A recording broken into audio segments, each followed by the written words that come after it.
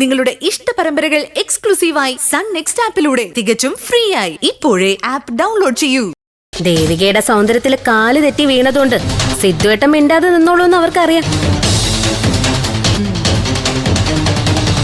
അതിന് സാധ്യതയുണ്ട്. എന്നാലും ആ നെക്ലസിന്റെ കാര്യം ചോദിച്ചപ്പോ സിദ്ധുവേട്ടന്റെ ഒരു ദേഷ്യം കണ്ടില്ലേ? അവന്റെ ഈ ദേഷ്യം തുള്ളലും ഒക്കെ കാണുമ്പോഴേ എന്റെ സംശയം കൂടി കൂടി വരിക. ഒന്നും ഒളിക്കാനും മറയ്ക്കാനും ഇല്ലാത്തവനെ എന്തിനാ ഇങ്ങനെ ദേഷ്യപ്പെടുന്നത്? നിവർന്നു നിന്നുള്ള കാര്യം അങ്ങ് പറഞ്ഞാ പോരെ. ശരിയാ ചേച്ചിയമ്മേ.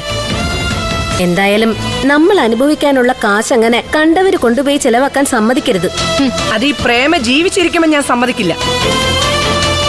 എനിക്ക് തോന്നുന്നതേ, നമ്മൾ ഈ പ്രശ്നമായിട്ട് മുന്നോട്ട് ഇറങ്ങിയ എല്ലാ പ്രശ്നങ്ങളും അതോടെ കലങ്ങി തെളിയുന്ന. അതെ, ചെക്ക് വാങ്ങിച്ചവരും പണം എടുത്തവരും വീതം പറ്റിയവരും എല്ലാം പുറത്തു വരട്ടെ. നമുക്ക് കാണാമല്ലോ ആളുകളുടെ തനിനിറം. ഇക്കാര്യത്തിൽ നമ്മൾ ഇനി ആലോചിച്ച് സമയം കളയണ്ട. എത്രയും പെട്ടെന്ന് വേണ്ടത് ചെയ്യണം. അച്ഛനോടൊന്ന് പറഞ്ഞിട്ട് നമുക്ക് അവരുടെ വീട് വരെ ഒന്ന് പോണം. അഭിമാനമുള്ളവരാണെങ്കിൽ ഇതിനൊരു പരിഹാരം ഉണ്ടാക്കുമല്ലോ. അല്ല, ഇനിയിപ്പോ ദേവികയും നിരഞ്ജൻ ഡോക്ടറും മാത്രം അറിഞ്ഞുകൊണ്ടുള്ള ഇടപാടാണ് ഇതെങ്കിൽ സിദ്ധുവേട്ടന് ഒരു പരിധിവരെ അവളെ മനസ്സിലാവുകയും ചെയ്യും. അങ്ങനൊരു സാധ്യത ഉണ്ടല്ലേടി? ഉണ്ടെന്നേ. ചേച്ചിയമ്മ ധൈര്യമായിട്ട് വാ, അച്ഛനോട് നമുക്ക് സംസാരിക്കാം.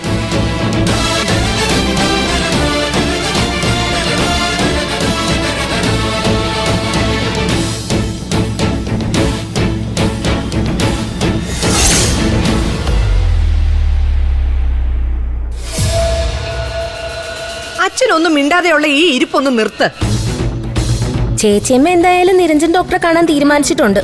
എന്റെ പ്രേമയെ എടുത്തു ചാടിയൊന്നും വേണ്ടെന്നാ എന്റെ അഭിപ്രായം. നിങ്ങൾക്ക് അഭിപ്രായം പറയുന്നതിൽ പ്രത്യേകിച്ച് ടാക്സ് ഒന്നും കൊടുക്കണ്ടല്ലോ. പോയാലേ എല്ലാം കൂടെ അടിയോടങ്ങ് പോവും. നിരഞ്ജൻ ഡോക്ടറെ കണ്ടിട്ട് എന്ത് ചെയ്യാനാ? അല്ല, കാര്യങ്ങളുടെ നിജസ്ഥിതി ഒന്ന് അറിയണമല്ലോ അച്ഛാ. അയാള് ഭയങ്കര മാന്യനായിട്ട് ഇരുന്നിട്ട് കാര്യമില്ലല്ലോ. മാന്യനൊന്നുമല്ല. അങ്ങനെ ആയിരുന്നെങ്കിൽ ഇപ്പൊ ആശുപത്രി അടഞ്ഞു കിടക്കത്തില്ലായിരുന്നല്ലോ. അതെ, ഇതുപോലെ എത്ര പേരുടെ കയ്യിൽ നിന്ന് എത്ര ചെക്ക് അങ്ങേര് മേടിച്ചിട്ടുണ്ടാവും. കൂടുതൽ ചാരിറ്റി കാണിക്കുന്നവന്മാരെല്ലാം കള്ളന്മാരാ. കണ്ടവന്റെ കാശും കണ്ണുനീരും ജീവിതവും കയ്യടി മൊത്തം അയാൾക്കും. ആ ചെക്കിന്റെ കാര്യം വലിയ വിഷയമാക്കണ്ടെന്നാ എന്റെ അഭിപ്രായം. ഡോക്ടർ ഇതുവരെ അത് ക്രെഡിറ്റ് ചെയ്തിട്ടില്ലല്ലോ. അത് തന്നെയാ സംശയിക്കേണ്ടത്, പേടിക്കേണ്ടതും. കൃത്യസമയത്തിന് കാത്തു നിൽക്കുമായിരിക്കും. അതെ, സിദ്ധു വലിയ അഭിമാനിയാണല്ലോ. അച്ഛനാണെങ്കിൽ പിന്നെ അഭിമാനം കണ്ടുപിടിച്ച ആളും. ചെക്ക് മാറിയാലും ഇല്ലെങ്കിലും ഭാവിയിൽ അത് വെച്ചൊരു വിലപേശൽ നടത്താമെന്നേ അയാൾക്കറിയാം. അങ്ങനെയൊക്കെ ചെയ്യോ നിരഞ്ജൻ ഡോക്ടർ? എന്റെ അച്ഛ മനുഷ്യന്റെ മനസ്സല്ലേ. ഭാര്യയുടെ കൊലക്കുറ്റം ഏറ്റെടുത്ത് ജയിലിൽ പോയ ആളാ. പിന്നെ കുറെ തടവുപുള്ളികളെയും കൂട്ടി ജയിലിൽ ചാടി. ആ കേസിൽ ഒരു പോലീസുകാരന്റെ പണിയും പോയി. ഇവിടെയും പോലീസ് വന്നില്ലേ? അതാ ഞാൻ പറഞ്ഞത്, ആ ചെക്ക് തിരിച്ചു വാങ്ങി സിദ്ധുവും ആ ഡോക്ടറും തമ്മിലുള്ള ബന്ധം എന്നേക്കുമായിട്ട് മുറിക്കണമെന്ന്. എല്ലാം അറിഞ്ഞുകൊണ്ട് സിദ്ധുവിനെ പൊട്ടം കളിപ്പിക്കാൻ ആ നശിച്ചവളും ദേവിക. അവിടെ കെട്ടിയവന്റെ മരണം നിരഞ്ജന്റെ കയ്യബദ്ധം ആയതുകൊണ്ട് കിട്ടുന്നതിൽ ഒരു പങ്ക് അവക്ക് കൊടുത്ത് അയാൾക്ക് കൂടെ നിർത്തിയേ പറ്റൂ. ഇല്ലെങ്കിലേ ആ കേസും കുത്തിപ്പൊങ്ങും. കുത്തിപ്പൊക്കേണ്ടവര് കുത്തിപ്പൊക്കും. അച്ഛൻ എന്തു പറഞ്ഞാലും ശരി, ഈ കേസുമായിട്ട് പ്രേമ മുമ്പോട്ട് തന്നെ. നനഞ്ഞടം കുഴിച്ചൊരുത്തനും അങ്ങനെ ജീവിക്കണ്ട.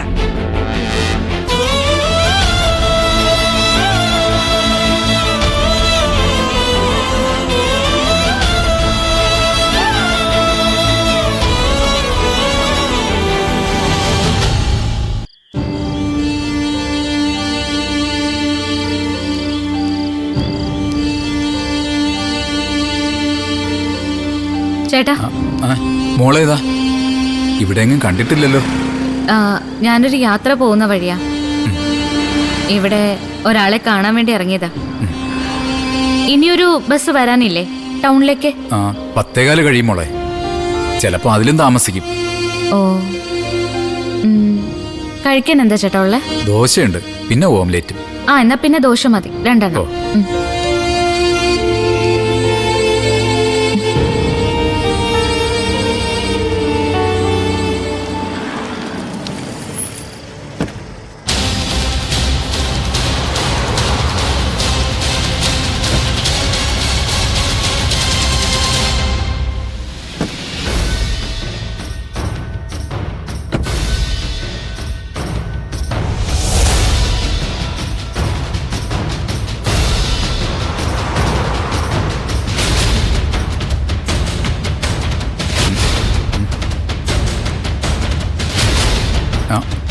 ചേട്ടാ കഴിക്കാനൊന്നും കേട്ടാ? കഴിക്കാൻ ദോശയുണ്ട്. എല്ലാവർക്കും കൂടി തികയോന്ന് അറിയത്തില്ല. അത് പ്രശ്നമാവൂലോ ചേട്ടാ. ദോശയ്ക്ക് കറിയുണ്ട, ചിക്കൻ ഫ്രൈ ഉണ്ടാ? ചമ്മന്തിയുണ്ട്, പിന്നെ ഓംലേറ്റും. എന്തിനാ അളിയാ ചിക്കൻ ഫ്രൈ? തൊട്ടുകൂട്ടാൻ നല്ലൊരു സുന്ദരി കൊച്ചിരിക്കുമ്പോ നിങ്ങൾ ആഹാരം കഴിക്കാൻ വന്നാണോ അതോ അലമ്പുണ്ടാക്കാൻ വന്നേണോ? കിടവാ കഴിക്കാൻ വല്ല എടുക്ക്. അല്ലാതെ തൊലിവെളുപ്പുള്ള പെണ്ണിരിക്കുമ്പോ ഈറ കളിക്കാൻ വരല്ലേ?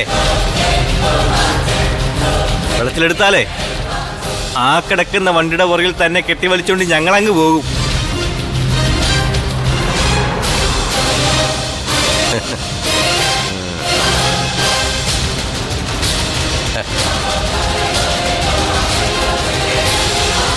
മതിയോ ചേച്ചി ചട്നി?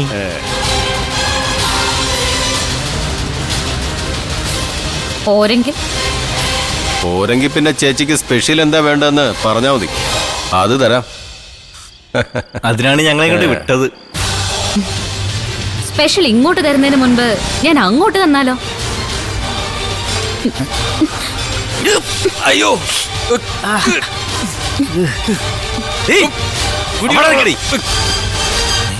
എവിടെ പോയവള്?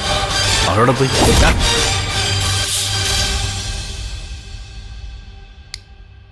ആ ഞാൻ കേട്ടു അക്ബറെ. കേട്ടറിവ് മാത്രമേ എനിക്കുള്ളൂ. പിന്നെ ഏതോ ഓൺലൈൻ പത്രത്തിൽ വാർത്ത വന്നു എന്ന് കേട്ടു. തടവ് പുള്ളിക്ക് മാനസാന്തരം. സഹതടവുകാരനായിരുന്ന ഡോക്ടറുടെ വക സമ്മാനം ഓട്ടോറിക്ഷ. എന്തൊരു നാണക്കേടാ ഇതൊക്കെ. ഇതൊക്കെ എങ്ങനെ അക്ബറെ ചാരിറ്റി ആവുക? മുഷ്ടിയുദ്ധമായാലും ഹസ്തദാനമായാലും അതൊക്കെ സമന്മാരുമായിട്ട് വേണമെന്ന പക്ഷക്കാരനാണ് ഞാൻ.